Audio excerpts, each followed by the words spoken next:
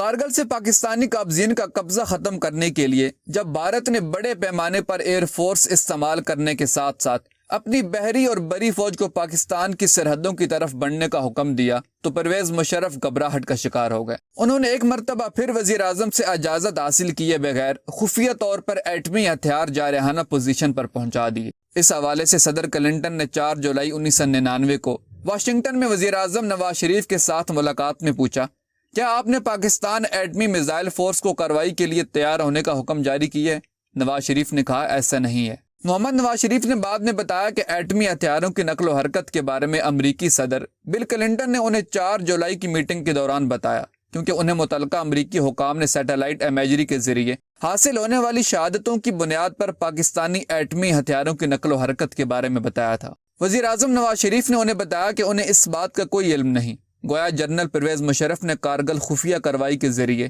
ایک ایسی فاحش غلطی کا ارتکاب کیا تھا جس کے نتیجے میں پاکستان اور بھارت کے درمیان ایٹمی جنگ کے نتیجے میں شاید کروڑوں بے گناہ لوگ لقمہ اجل بن جاتے، کیونکہ رد عمل میں بھارت نے بھی ایٹمی تیاری کر لی تھی۔ جنرل پرویز مشرف نے اس بات کی تردید کرتے ہوئے کہا ہے کہ میں پوری اتھارٹی سے کہہ سکتا ہوں کہ 1999 میں پاکستان کے پاس ایٹمی ہتھیار استعمال کرنے کی نہ اہلیت تھی اور نہ تیاری، لیکن ان کے پیش رو جنرل مرزا اسلم بیگ نے یہ کہہ کر ان کے دعوے کی تردید کر دی کہ پاکستان 1999 سے بہت پہلے ایٹمی ہتھیار استعمال کرنے کی پوزیشن میں آ چکا تھا۔ اگر ہم کلدیپ نیر کی ڈاکٹر عبدالقدیر خان سے 28 جنوری 1987 میں ہونے والی ملاقات کو ذہن میں رکھیں تو پاکستان اس وقت سے ایٹمی ہتھیار استعمال کرنے کی پوزیشن میں آ چکا تھا۔ یہی وجہ تھی کہ اس وقت کے بھارتی وزیر اعظم راجیو گاندھی براس ٹیکس مشقیں ختم کرنے پر مجبور ہو گئے تھے۔ اگر پاکستان ایٹمی ہتھیار استعمال کرنے کی پوزیشن میں نہ ہوتا تو بھارت براس ٹیکس مشقوں کی آڑ میں کراچی سمیت